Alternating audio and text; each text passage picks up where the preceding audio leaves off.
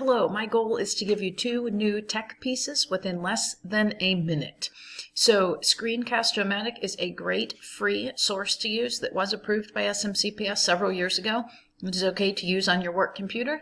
You can put your video here so students can see you, or you could have an option just to show your computer screen. This is great if you're showing them how to log into Google Classroom or something along that line, or helping them with Imagine Learning. We really do need to stick with the parameters SMCPS has set forth, of course. The other thing I'd like to show you is how to keep track of all of these fabulous resources we've been getting, like the online learning playbook, professional resources, and any other things you might be working on, or you're building help form just in case you need it.